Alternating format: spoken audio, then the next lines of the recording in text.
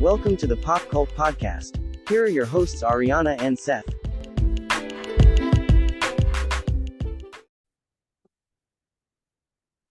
This is the Pop Cult Podcast. I'm Seth. I'm Ariana. And you have joined us for our 100th episode. So when I realized we were about to hit 100 episodes, I knew we had to do something different. I wasn't sure what it was. At first, I thought we could make our 100 favorite movies of all time list and record that, but that would probably be hours long, right? So I didn't want to do that, and I was trying to think of an idea. And there was one idea I had a while ago as a potential patron exclusive podcast. And so maybe if we get some positive reception on this episode, maybe this will become a patron exclusive podcast, or maybe a recurring feature every few episodes on here. So I thought it would be very funny to take titles of defunct television shows that nobody remembers, give them to the other person, and say you have to write a TV pitch, but all you have is this title, and see what the other person comes up with. And then we're going to kind of compare what the person came up with what that show actually was, and see how close or how completely far off.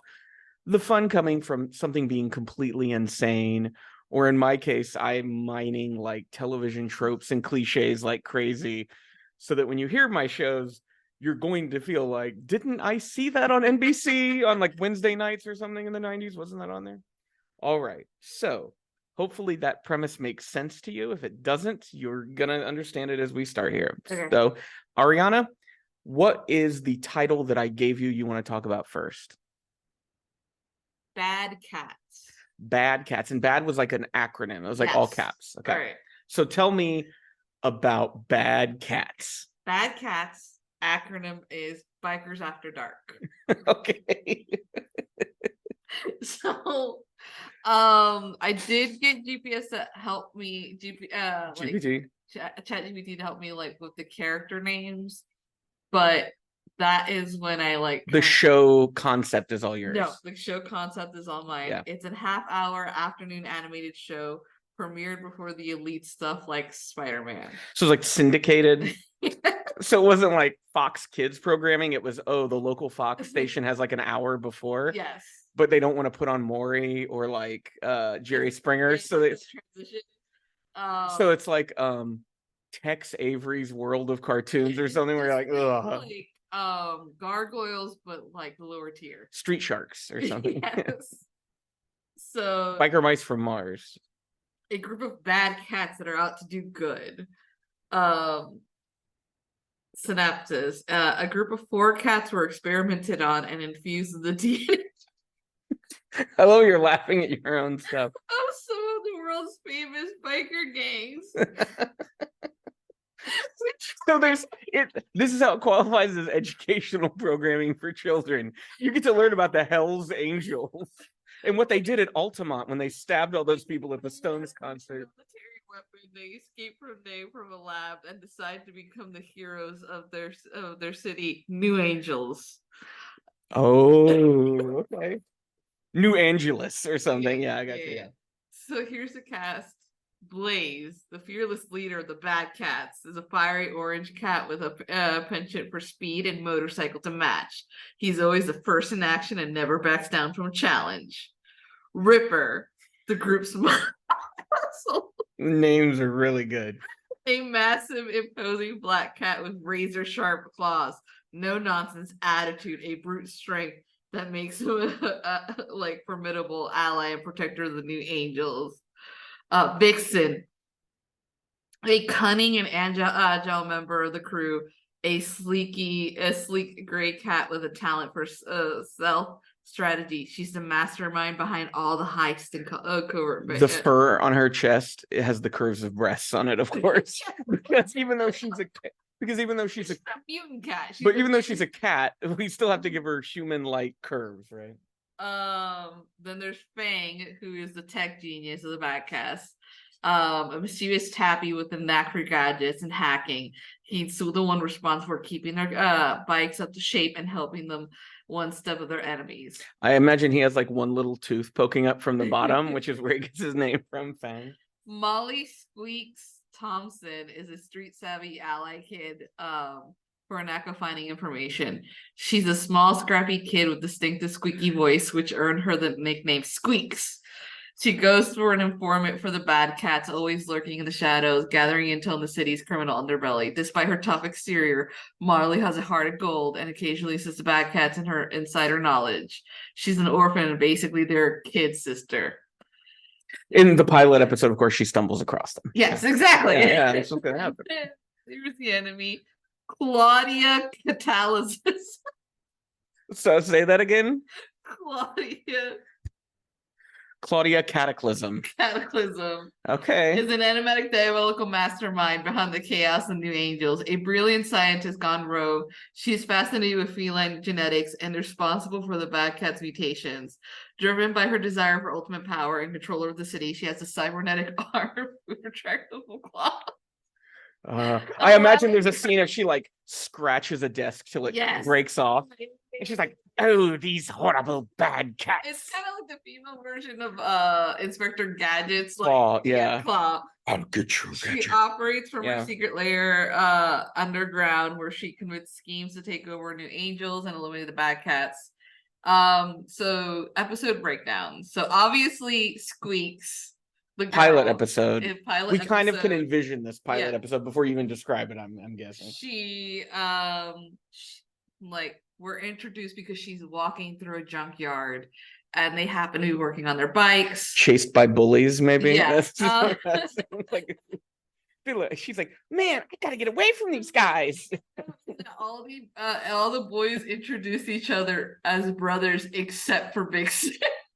Because there has to be like some weird. I have a line for Vixen.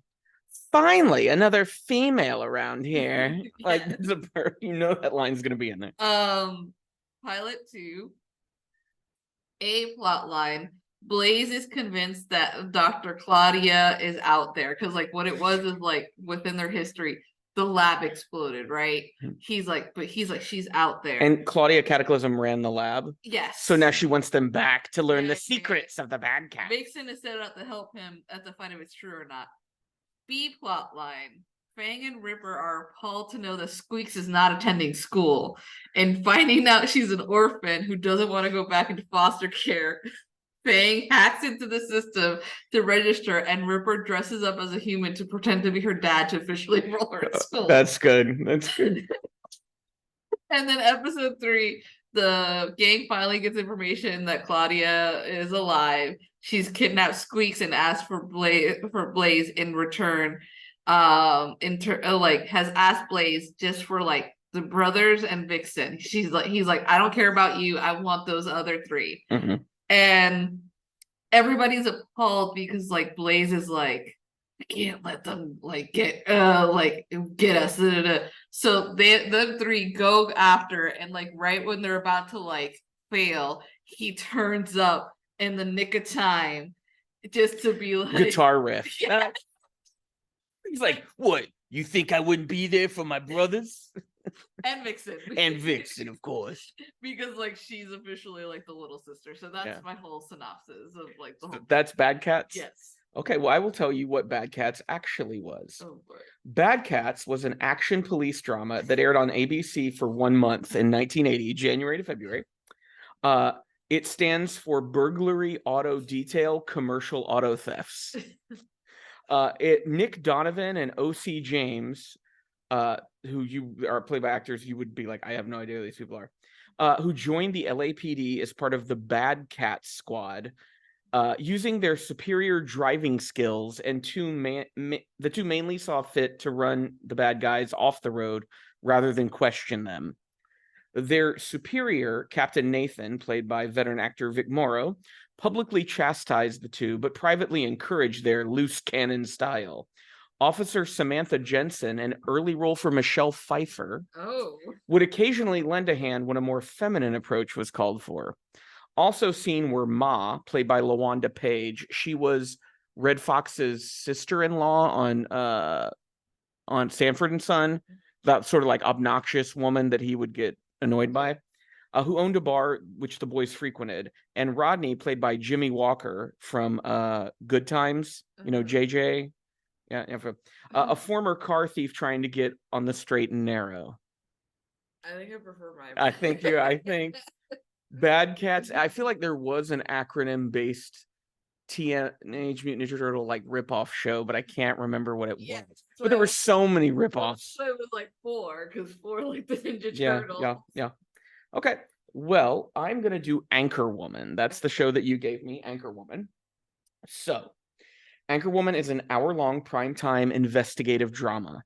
Okay. We're gonna be very procedural. All right. My log line. Anchorwoman Jacqueline Roberts is the first female anchor for Philadelphia's WNXT, and she's out to change things by taking an active role in the local stories being reported. Now, here's my broader synopsis to give you a sense of like what's going on here. So Jacqueline Roberts is a controversial hire at WNXT in 1976. So that's what I'm imagining this show aired, replacing a longtime veteran male anchor. But she quickly finds sitting at the news desk is not enough, and she doesn't want to forget her roots as a reporter on the scene. Every day, local stories break, and Jacqueline believes she can help resolve them. Along with cameraman Hank Doyle, she heads out in the daylight to help the people of Philadelphia. So our cast, 4 regulars, because of the procedural nature, we're gonna have a lot of guest characters coming through. A lot of chance for like kind of Love Boatish, Fantasy Island people can kind of pop up. So here's our regular cast: Jacqueline Roberts, new anchor at WNXT in Philadelphia. I'm thinking like a Charlie's Angels type actress, right? Hank Doyle, the schlubby but lovable veteran cameraman for WNXT. 6 seasons after Anchorwoman's on, we're going to do a spinoff called Hank. That's a family drama about his personal life in the mean streets of Philadelphia. But that's, if we don't think about the franchise, what are we even here for? Okay. You're going to like Quentin Krim, the uptight news director of WNXT, who doesn't approve of Roberts' antics. So he's going to have scenes where he's like, Ms. Roberts, you're supposed to report the story, not become the story. And so he's, of course, always he's never really an antagonist. He's just the sort of by the book guy. Now, bouncing off of him, we have Carol Ferguson, Krim's secretary, who backs up Jacqueline, a big women's libber who sass talks her boss. So can you see this cast in your head? The show, we've seen it in reruns and syndication, right? Exists. So episode breakdowns. Pilot episode. Jacqueline delivers her first nightly news report as the primetime anchor of WNXT. After covering a story on a local community center under threat of being bought and demolished to make room for a go-go club, Jacqueline feels motivated to do something. She goes behind her boss's back and brings cameraman Hank along as backup. Teaming up with the local children, Jacqueline uncovers the club owner's bribes to members of City Hall and gets the whole project shut down. And our guest characters in this episode: Vinny Pantiliano, the go-go club owner / developer; Marlo Roker, the community center director; and then we have Winslow, a black youth that goes to the center; Maria, a Hispanic youth that goes to the center; and Peter, an Asian youth who goes to the center. Very diverse. Very diverse. Yes, this is the 70s. We're trying to make television a little more diverse.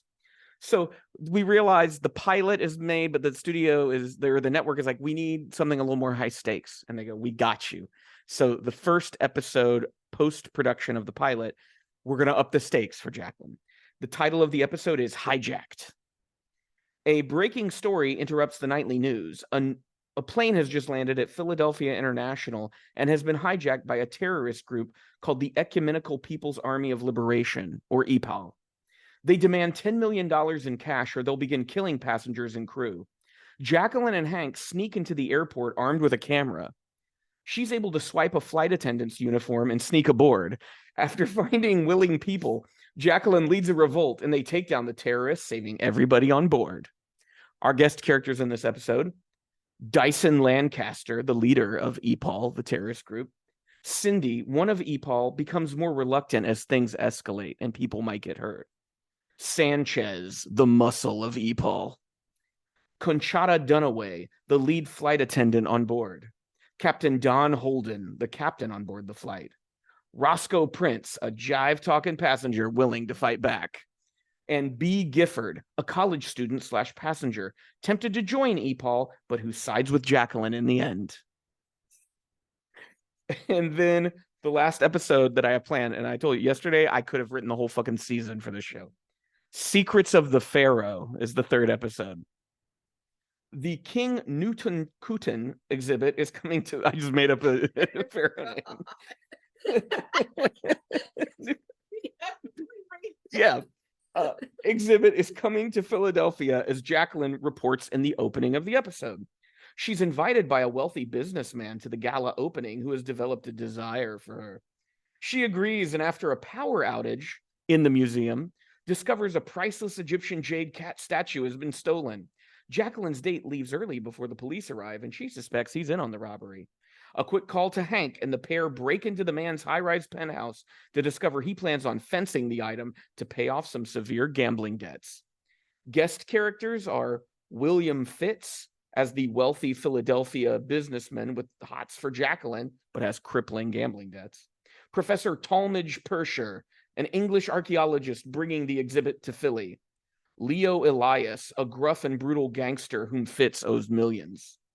Judy Lamont, a party attendee jealous of Jacqueline being Fitz's date. And Marco Laguna, a suspicious-looking waiter at the gala opening. So this was the drama, the primetime drama procedural Anchorwoman. And I would like to know what the real Anchorwoman is. So Anchorwoman was a partially scripted American comedy / reality hybrid television show. Reality? What?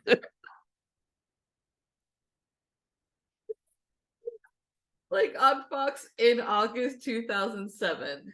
The series Until the series was canceled after airing 2 back-to-back episodes due to low ratings. On the same night. So they burnt through the whole thing. The series features Lauren Jones, a former model, Barker Beauty, The Price is Right, Miss New York pageant winner, and featured a WWE diva who aspired to become an anchor at KYTX in Tyler, Texas. The show debuted on 8 p.m. Eastern time. Blah blah blah. It did 2 back-to-back half-hour episodes and was canceled. It drew 2.72 million viewers. That's a lot. And a rating of 1. Did they all just change the channel as soon as it came on? Between 18 and 49 group. And the following morning, the network announced that the series was canceled. Wow. They wouldn't have canceled my Anchorwoman. I'm telling you, it would have run for 6 seasons. Hank would have gotten a spinoff. Logo that looked like Anchorman, what year did it come out? 2007. So they clearly were like, we want to be like Anchorman, but we don't want to rip it off. And we want a hot lady in there. Yeah. See, mine would have been better. I think mine would have been better. Okay. All right. Well, we will take a break. And when we come back, our other 2 television shows that we developed.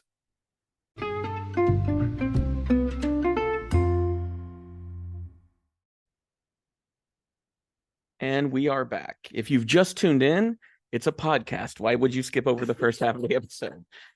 We are going to continue with our 100th episode celebration, where we are sharing TV shows in which we gave each other titles of defunct shows that nobody remembers, and we built entire shows around them. So, Ariana, your second and final show. All right. Tucker's Witch. Yes, I gave you Tucker's Witch. Multi-camera sitcom filmed in front of a studio audience that was syndicated but never had a firm channel. So we're talking like Out of This World or Small Wonder kind of a thing. Yeah. Mostly shown on afternoons, after school, before cartoons, and or midday. Those who watch it were either big fans or they felt they didn't imagine it during a fever dream. Yeah. They were homesick from school. What is this? So, logline. Charles Tucker has taken over his grandfather's magic shop. Little does he know, there's a bit of magic in everything. Tucker learns that the mannequin who resides in the shop turns to life when the shop is closed. Tucker's Witch. What mischief can come to be? So is the mannequin a witch? Yes. So is it who's been cursed? Oh, okay. So you're ripping off the movie Mannequin. You're kind of stealing a little bit. I got you. Stealing. Okay. All right. Synopsis. Charles Tucker, played by Jonathan Cryer, is a down. Ooh. I was thinking in my head, you know who I was thinking? Jonathan Silverman from Weekend at Bernie's, not the blonde, but the brunette. Yeah, You know, but hear me out. But John Cryer works too. Oh my god. Is a down on his luck single dad. Wasn't he in Mannequin? Okay, calm down. Stop yelling. His grandfather's magic shop one day. As he searches around the shop trying to make sense of his quirky grandfather and unravel the mystery of who Billy is, the mannequin who's wearing witch's hat comes to life and is named Billy, played by Andy McDowell. Charles comes to terms with the fact that his grandfather wasn't crazy, or maybe he's going crazy, and that magic is real. But how will he manage all this information while raising his 2 daughters? Of course, he's a single dad. All spouses die after the children are born, and so calm down. So I got the regular cast. Charles Tucker, played by Jonathan Cryer. Billy the Witch, played by Andy McDowell. Alexandra Tucker, oldest daughter, Alicia Witt. This is like 90s is when this is. Lily Tucker, youngest daughter, Lindsay Lohan. So you cast this. Wow.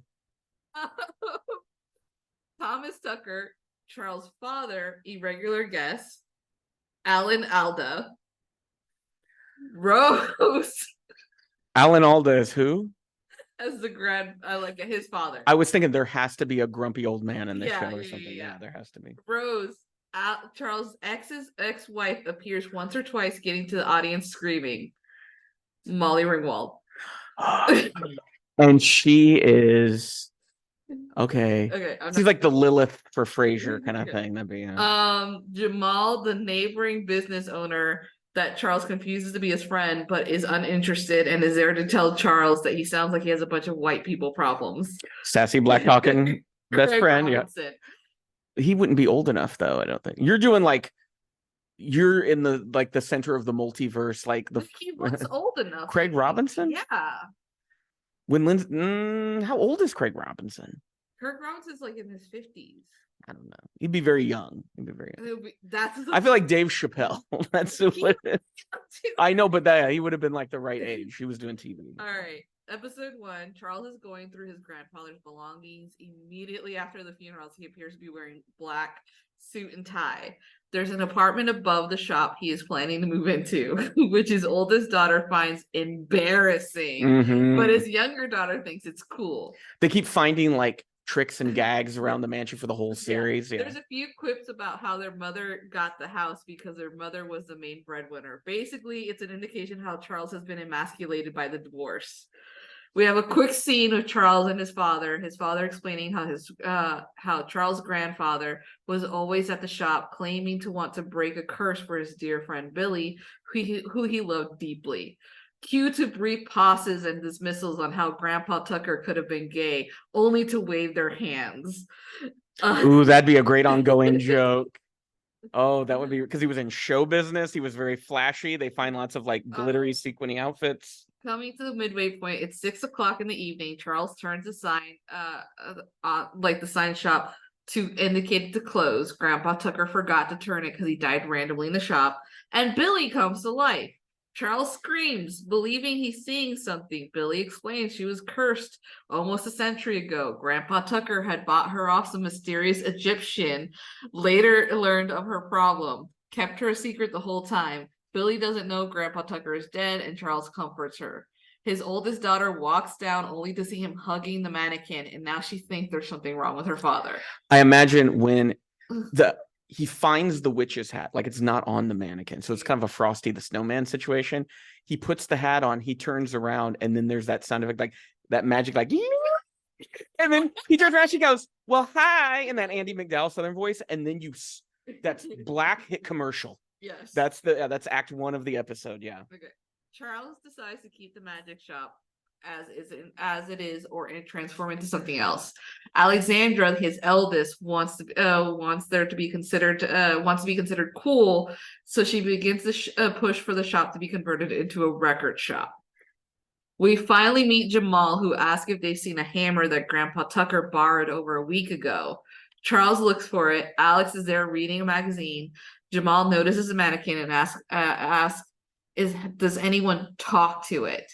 Alex says that she swears her father does. Jamal convinces her to sell it to him for $20, and she does.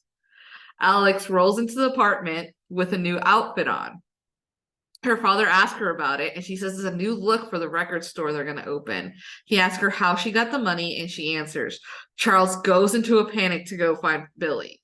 After the whole skit to get Billy back, like it's, that whole thing, you see her through the glass, they're mouthing for each other, but they keep pretending she keeps pretending to freeze so nobody can see her, kind of thing. I got you. Yeah. Very Laverne and Shirley kind of like visual gag stuff. Yeah. After he brings her back, Charles laments on how things would be easier if the girls could see Billy. She in turn says all he had to do was ask, and when he turns around, Lily is there having witnessed Billy come to life. 3rd episode. Lily won't stop talking about Billy. And it's driving Alex crazy. Alex tells her mom how Grandpa Tucker and Lily have something in common, which is an imaginary friend.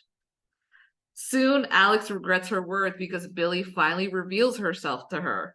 Billy tells her that she was cursed not by an evil witch, but by a wizard. Alex is shocked to know that someone who said that they loved Billy would do that to her. Suddenly. Alex is now conflicted because she told her mom, and her mom is coming back to check on them. Billy and Charles share a sparking moment between them. That vibe of will they, won't they kind of shit. Yeah. Oh, that's the engine that runs this show. This is what's getting asses on the couch every Friday night on TGIF, is to see what are they gonna. Is it gonna happen? Yeah. Rose shows up before Alex has a chance to tell her dad what she did and apologize. The audience goes crazy because it's Molly Ringwald, and the connection between the actors. Because was it Pretty in Pink? Yes. Yeah. We're left on a cliffhanger because we don't know if Rose is going to demand full custody of the girls. And I think it's one of those shows where the longer the show goes on, the more the recurring characters have to have Billy revealed to them as real. Yes. Until you get to that jump the shark moment in season 3 or 4, where it's everybody knows she's real and she doesn't even turn into a mannequin anymore. They got married or something. Yeah, and you're just is this the same show? I don't even know. Now it's just a boring, bland sitcom, but it used to be about this mannequin that came to life. So then there's kids who will start watching the show in syndication, when it comes on on TBS. It showed out of production order. Yes. So people, and then one day the kid sees the pilot and they're she's a mannequin that comes to life? What is this show?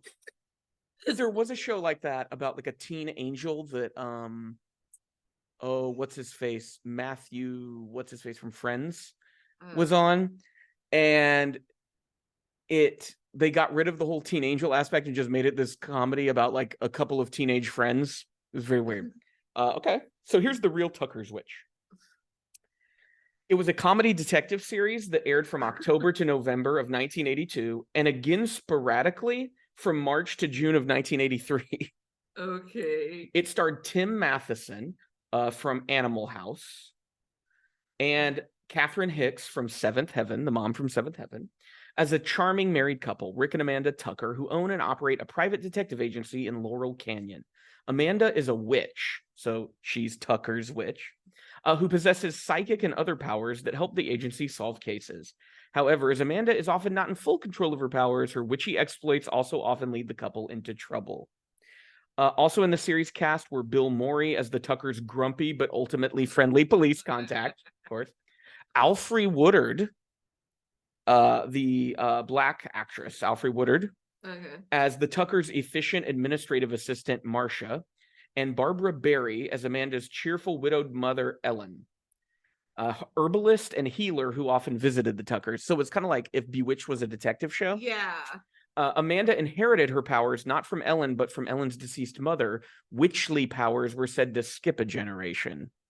Amanda's beige and black blue-eyed cat and familiar seen prominently in the credits in most episodes was named Dickens. It originally was going to star Kim Cattrall in the role, but then she was in a bunch of other stuff and they just had to replace her. and she was in Mannequin. So there, you did feel a psychic connection. Oh no, it's because Cattrall was in Porky's, and they found that to be too risque. She was dropped from the show. Now imagine that happening now. No, they would never do that. So that was the real Tuckers, which I think both of them could air on TV. And this show actually was originally titled The Good Witch of Laurel Canyon, but then they changed it to Tucker's Witch. So now we come to comedy.com, which is what you gave me. So my guiding principle as I was coming up with this idea was whatever the idea is, it has to reflect this. The people making the show don't understand how the internet works. So it's like late 90s, early 2000s. You have these middle-aged executives that are like, my kids keep talking about this email and internet. And I think we need to make a show about that. I also think it would be funny because at the end of the show, they try to direct you to the website, which is comedy.com.com. Or AOL keyword comedy.com, which doesn't work when you type it into AOL or something. Like there's a weird mix-up. So comedy.com.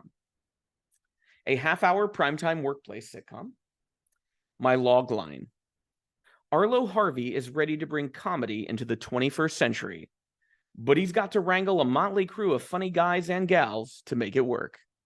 The show's synopsis. Arlo Harvey runs a website that hosts a database of every joke ever written. He has a staff of joke writers cranking out new jokes every day that get tested, and if they work, are added to the database. However, his staff are constantly clashing over their widely diverse personalities and taste in comedy. I actually wrote lyrics for a theme song. Now, this is not a sung theme song, but a spoken word theme song where you see the events happening and you hear a narrator reading it, right? So it explains the premise of the show, as I will do now. I'll let you calm down. This is Arlo. He loves comedy. One day he had a bright idea while surfing the net. What if there was a webpage where people could find the old classics and the hottest new jokes? That's when he created comedy.com. The only problem is that he has to keep this group of jokers in line. Welcome to the future of comedy. This aired, of course, on Fox, right? Like you hear this in this Fox. We have a nice robust cast, right? Because workplace sitcom, you need a lot of diverse types. So let me just go through. I did not write as much detail as you did with yours, but I think my broad strokes infer a greater universe, I would like to say. So Arlo Harvey, 20-something cool, hip, David Spade type. That's as close as I got to casting. We wanted to be a little like, he's sarcastic, but he's cool. He's not as mean as David Spade necessarily. Frank Googie Haley, the vaudeville guy. So there's like an old vaudeville comedian that he hired. Okay. Yeah. Julia Honor, the feminist / human resources censor. That joke is not appropriate, Arlo. That kind of thing. Brittany Willow, the sexy bimbo secretary. Zach Winslow, the edgelord comedy guy. You can already see who Julia's going to clash with in this show. Denny Moran, the prop comic / weird comedy guy. We're going to make him a little nebulous, so he can kind of be like the weirdo, the Screech, if you will, of this show. Russell Gregory, the black comedian. Randy Rogers, the flaming homosexual comic. And then Andy Hoot and Holler Stevens, the wealthy investor of the website. So here's the pilot. And I'm not going through it as much detail as you, but once again, I think you get the gist of it. So far, are you imagining this show? Yeah. Okay. Pilot. This episode introduces Arlo as he launches comedy.com after 6 months of building the site with his wild crew of comedy writers. He has to handle a clash between wild boy Zach and uber feminist Julia as the launch is pending. When the site does open, the traffic is so much that everything crashes. Arlo believes his project is doomed until Texas billionaire Andy Stevens shows up in a helicopter offering to fund the site and turn it into something even bigger. Now everyone starts sharing their pie-in-the-sky ideas, but Arlo couldn't be happier to have that problem. So we can see this in our head. It's like we're introducing the audience, and it's like, oh, now we're explaining why this website can continue to exist because there's a crazy Texas oil billionaire paying for it. There. Yeah. First full episode after the pilot, copycat. Arlo can't believe how good Denny's new jokes are, not like his typically oddball hacky work that just doesn't work on the site. It might be a little too good. Eventually, vaudeville comic Frank recognizes the jokes as ones he heard a decade ago from comedy legend Gene Brennan. Turns out Denny was feeling like he wasn't able to produce anymore, but Arlo encourages him to share his stuff, and it turns out to be fantastic. The B plot concerns Zach and Randy trying to figure out if sexy bimbo secretary Brittany is a lesbian or not after a curious interaction with Julia. You've seen shows with that plot, haven't you? Where it's like she like hugs her or like touches her hand, and then it cuts to them and they're like, "Ooga, ooga." You're like, ugh. Or they ask her, "What do you think about Julia?" And it's like, "Oh, I think she's so pretty." Yeah, Like, and they're like, lesbo. So roasted. Comedy.com gets a contract to write for the upcoming roast of 1980s stand-up comedy legend Nick Delaria. I love that name. That name sounds like a real comedian. Randy, remember the gay one, tells Arlo he used to work at the same clubs as Nick and that Nick hates being insulted, which puts the boss in a predicament. Despite their fears that Nick will hate their jokes, he ends up loving them and asks the crew to help him write some new bits for an upcoming cable special. The B plot concerns concerns Frank, the vaudeville comedian, trying to make a new ventriloquist bit work with help from Russell, using the doll to insult Nick at the roast in hopes that it won't draw the ire of the comedian on them. Joke's on them, though. Nick is terrified of dolls and ends up demolishing the dummy during the roast. And that's our scene that caps off the episode. Was they're like, "Oh, you like the jokes?" And then the vaudeville guy comes out with his ventriloquist, and that's when the comic loses his mind, pulls it off his hand, and like smashes it on the podium. And then they all are like jumping towards the podium, and that's when you freeze end credits. It feels like an adult version of iCarly. Better. All right. So tell me about the real comedy.com. Okay. God. I'm sure I'm very off. It was an American television series that aired in like ABC. It was notable for being a series that was canceled only one episode. What year? 2000. Oh, that's in my head. I was like, this is a 2000 So show. it was an early attempt to bring the internet humor to the mass media television audience. It was hosted by Annabelle Grich and the Schuyler brothers. I know. Katie Sklar brothers. Yeah. Puckrick. Adapted from a British show from the same name and features similar premise to America's Funniest Video. Oh, boo. So what happened was like Puckrick would interview the creators and they would like tell people, "Hey, submit your own stuff." It just did not do well. People did not like the twins. Like YouTube works because I can just upload something. I have to record it. Then I have to, because I'm not going to send them the original. I need to transfer that to another form that I can physically mail to ABC so that they can put it on TV. Because that's like America's Funniest Home Videos. That's what it was. Well, I think it's also, even if you're just sending them a file, it just didn't work unless you, because what was that guy that was like on Comedy Central that had the same premise? Tosh.0. Yeah, Daniel Tosh. Yeah. They just like looked at what was popular online and then would just show it, because I think they found things in which technically nobody owned the copyright to it. Yes. Or then sometimes they would pay the person in the video, like the Star Wars kid, and then they would, I don't think he didn't like, but other kids like that. Yeah. And then they would interview them about like, where did this video come from? What? Yeah.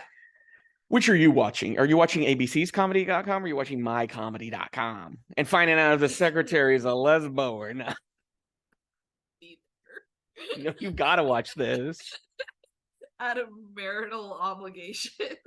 So two of the ones that you made, like you had, turned out to be reality TV shows, which interesting like titles, only for it to be like a fucking sham at the end. I think my concepts were far better. I think Your Bad Cats was better than The Real Bad Cats, but I think the Two Tuckers Witches Yeah, are both goofy enough premises that I love them both. Yeah. And I want them both to air. We can just call the original Tucker's Witch the Good Witch of Laurel Canyon. We've got it coming. So this was our 100th episode. 100 episode. If you enjoyed this premise and you'd like us to do more of it, let us know. We might either do it as a segment on the podcast. Yeah. Or we might spin it off into a patron exclusive podcast. If we did it patron exclusive, the difference is we pretend to be actual TV producers. I don't know. Argue. So yeah, and we hope you enjoyed this 100th episode and this insanity that we embarked on.